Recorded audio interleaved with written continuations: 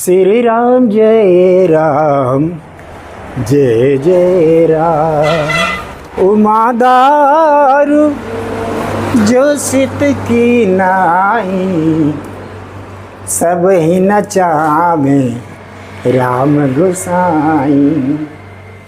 सब ही नचावे राम गोसाई, नर नाचे बंदर की नाई। भारतवर्ष की पावन पुनीत धरती पूज्य संत महाराज की है।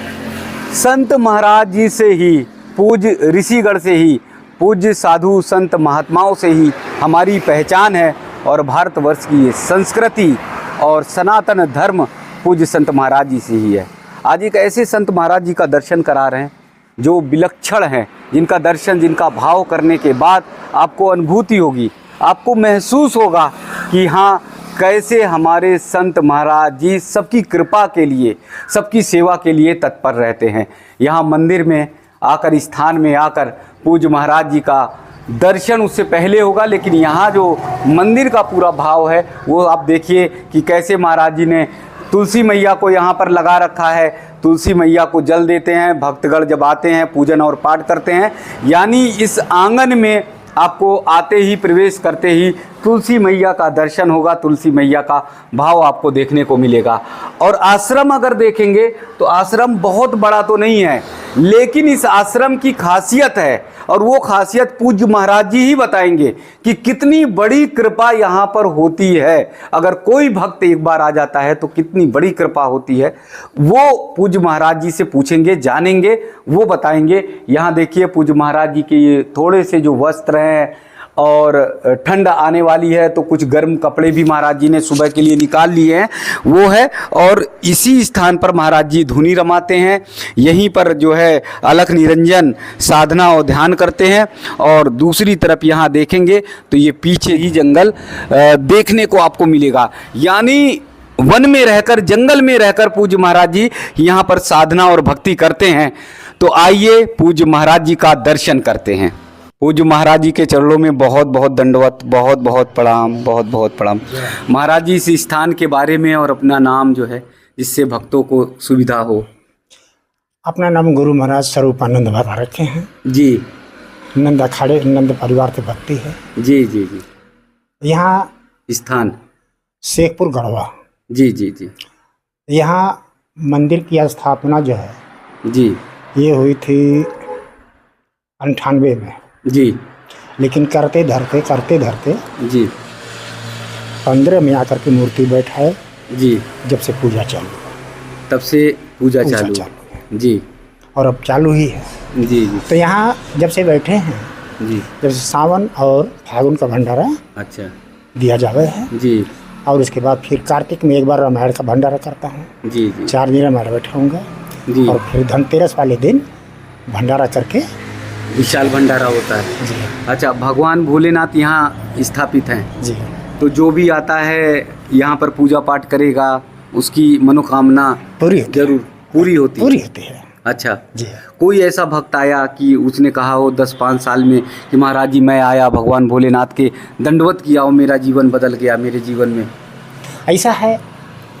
रो करके तो कोई गया ना। अच्छा, जो आया वो हंस करके गया जी। यहाँ पर इस स्थान पर जो भी आए हैं वो हंस कर गए हैं। हंस कर गए जी। भगवान भोलेनाथ जी, ठाकुर जी ने कृपा है उनकी, पूरी कृपा की जी। जी। महाराज जी अभी जैसे बता रहे थे कि भंडारा करते हैं, प्रसाद करते हैं, तो कैसे व्यवस्था होती है? यहाँ तो जंगली जंगल दिखाई दे रहा, कुछ दिखाई नहीं दे रहा, तो इतना बड़ा बड़ा भंडारा कैसे कर लेते हैं? सुनिए, कुछ दिन रोड में खड़ा जाता हूँ भिक्षा मांगने को जी, प्रसाद लेकर के जी। कुछ उससे निकाल लिए, कुछ 10-5 करके गांव वाले को सहारा कर देते हैं जी। उसी में अपना गाड़ी पार कर लेते हैं जी। यानी भक्तों को प्रसाद के लिए खुद भिक्षा करते हैं, खड़े हो जाते हैं और बताते हैं कि प्रसाद है, भंडारा है, थोड़ा सहयोग करो जी, कि जिससे मतलब आपके भक्त जो भी आए वो संतुष्ट होके जाना जी। तो कितनी बड़ी संख्या में आ जाते हैं भक्त? कम से कम सावन फागुन में तो रोज 1000-2000 वाली संख्या हो जाए है। 1000-2000 रोज प्रतिदिन आते हैं? प्रतिदिन। अच्छा। और ये कार्तिक में जो भंडारा देते हैं जी, इसमें अपने 10-5 संत आ गए जी। और गांव वाले जो भी कुछ है, मतलब फिर भी 100-200 आदमी का भंडारा हो ही जाए। जी जी जी। तो ये जो पूज्य संत महाराज जी आते, गांव के आसपास के लोग संत रहते हैं उनको बुलाते हैं जी जी, तो आदर सत्कार के साथ बिठाकर प्रसाद। बढ़िया बढ़िया, फर्स्ट क्लास। जी, तो संतों को कुछ देते भी हैं? दक्षिणा देना पड़ेगा। अच्छा, जो पूज्य संत महाराज जी आते हैं दक्षिणा देना पड़ेगा जी। जो जैसे हैं 100, 500, 1000 दक्षिणा देना पड़ेगा। अच्छा, तो ये कैसे, मैं बार बार ये समझने की कोशिश कर रहा हूँ कि छोटा सा मंदिर है, छोटा सा स्थान है, चारों तरफ जंगल है, तो कैसे ये सब कर पाते हैं? ये सब भक्त ही ले आकर के यहाँ बरसा देते हैं।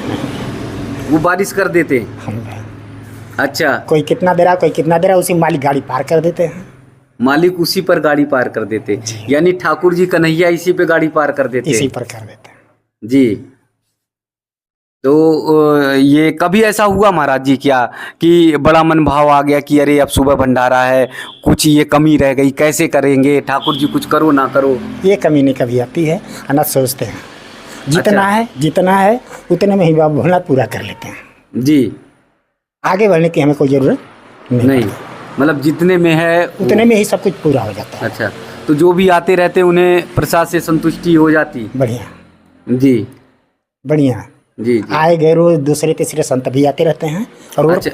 रोड पे हूँ ना, जी जी। तो आए गए संतों की यहाँ जो है सेवा भी होती है जी। और भी भक्त जैसे मतलब है वैसे जी। भी सेवा देना पड़े। जी, तो जैसे संत महाराज जी आ गए हैं और वो बोले यहाँ विश्राम करेंगे, प्रसाद करेंगे, तो कैसे व्यवस्था करते, क्या क्या? खुद ही आटा आलू मालिक लोग देते हैं जी। मतलब उन्हीं उसी में अपना जो जी। भी नमक रोटी का प्रसाद है अच्छा। बना करके सेवा हो जाए। अच्छा अच्छा, मतलब जो आपका, अगर आपके पास नमक रोटी भी है तो संत को प्रसाद करा के जाते हैं? जी, मतलब उन्हें निराश नहीं करते? ना ऐसे कैसे निराश करने के, पता नहीं हमारे भगवान के रूप में आए हैं, क्या रूप में आए हैं, संत बना है जी। इसलिए कुछ ना कुछ करना पड़े।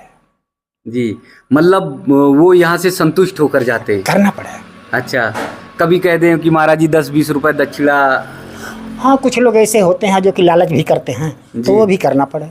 कर देते हैं? करना पड़े। मतलब कुल मिलाकर यहाँ भगवान भोलेनाथ ठाकुर जी के स्थान से कोई भी संत और भक्त निराश होकर नहीं जाते? जी।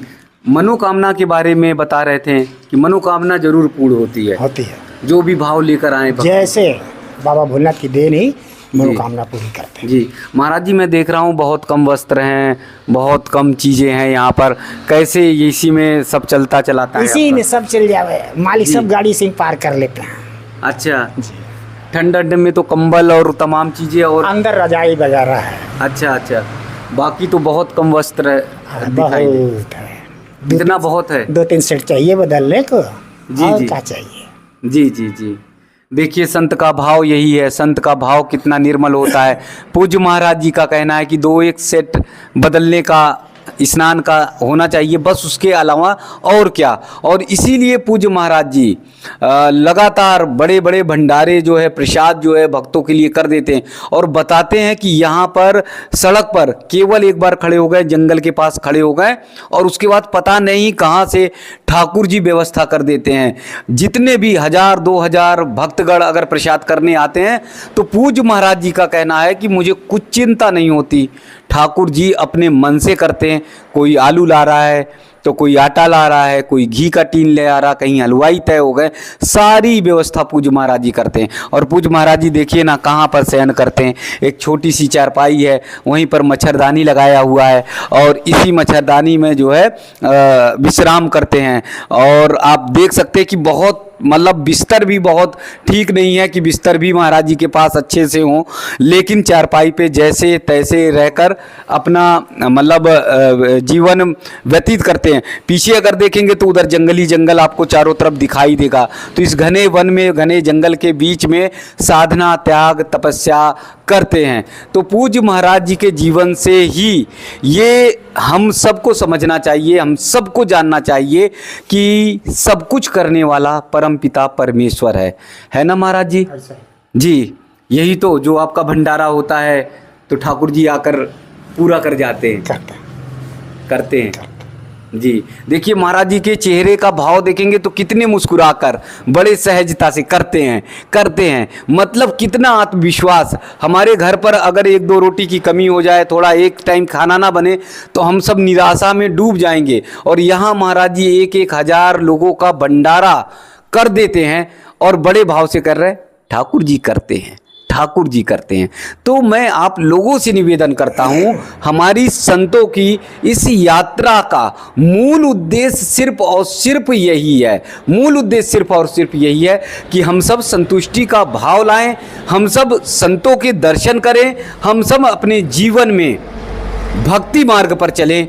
बहुत बड़े से बड़े कष्ट आपके जीवन में आएंगे, वो भी समाप्त हो जाएंगे, क्योंकि परम पिता परमेश्वर आपके साथ होगा, ठाकुर जी आपके साथ होंगे, कन्हैया आपके साथ होंगे। साक्षात संत महाराज जी यही बातें बता रहे हैं। जी महाराज जी, जब से हम स्कूल छोड़े, जब से इस लाइन में आए, अच्छा, हमें आज तक बुखार भी ना हुआ। आज तक बुखार भी नहीं हुआ? बुखार भी ना हुआ। अच्छा, उम्र कितनी हो रही होगी? उम्र हमारी अब की जनवरी में 70 साल की हो जाएगी। देखिए महाराज जी के उम्र 70 साल है, कभी बुखार तक नहीं आया, कभी कोई दवा तक नहीं ली। जी, कोई दवा जरूरत नहीं पड़ती। जी जी जी, सब दवाई तो बाबा भोलेनाथ हैं। अरे वाह, जी जी जी जी। तो सभी दवा भगवान भोलेनाथ हैं, पूज्य संत महाराज जी का कहना है। तो इसलिए मेरा आग्रह है, मेरा निवेदन है कि हम सब सनातन की ओर लौटें। जो लोग संत महाराज जी का पूजन दर्शन नहीं करते, वो सब भी वृंदावन आए और वृंदावन आकर पूज्य संत महाराज जी का दर्शन करें, जरूर करें। जरूर जी। और भी है जी, अब उसमें लिखे हैं, कलयुग केवल नाम आधारा, जी, सुमिर सुमिर नर उतरहु पारा। लेकिन ये तो है जी, लेकिन आगे भी तुलसीदास जी लिखे हैं जी, कि कलयुग केवल हरिगुण गाहा। अच्छा, हरिगुण गाहा। कलयुग केवल हरिगुण गाहा, गावत नर पावे भव था। बहुत है, यानी हरि का गुण करेंगे तो बहुत सागर पार हो जाएगा, पार हो जाएंगे। इसका थाह मिल जाता है ना, दुनिया कितने में है। जी जी। और हम क्या हैं जी, हम जैसे संत क्या हैं जी, ये सोचते हैं दुनिया को मार दे ठोकर, दुनिया तो सपना है, अभी है अभी छूट जाएगा। लेकिन ये ना छूटे, ये ना छूटे। जन्म जन्म का साथी हैं जी, ये हर जन्म में साथ देते हैं। जी, जन्म मरना सभी नहीं के आधार पर है। परम पिता परमेश्वर जी, ठाकुर जी हमारे कन्हैया जी जी जी जी जी जी। तो पूज्य महाराज जी का ये कहना है कि परमपिता परमेश्वर की डोर को, जैसा मैंने पहले बताया, उनके डोर को पकड़े रहें, यानी भक्ति की डोर को पकड़े रहें, तो फिर आप कहीं भटकेंगे नहीं, आपके जीवन में कहीं भटकाव नहीं आएगा। सनातन की इस यात्रा में मूल उद्देश्य यही है कि हम सब पूज्य संत की परंपरा से जुड़े, भक्ति भाव से जुड़े, अपने धर्म और अध्यात्म से जुड़े, सनातन से जुड़े। तब देखिए आपका जीवन कहीं भटकेगा नहीं और आपके जीवन में जो भी कष्ट दुख है वो सब जो है मिट जाएगा। श्री राम जय राम, जय जय राम, श्री राम जय राम, जय जय राम। उमादारु जो सित की नाई, सब ही नचावे राम गोसाई। सब ही नचावे राम गोसाई, नर नाचे बंदर की नाई। जय हो श्री राम जय राम, जय जय राम, श्री राम जय राम, जय जय राम।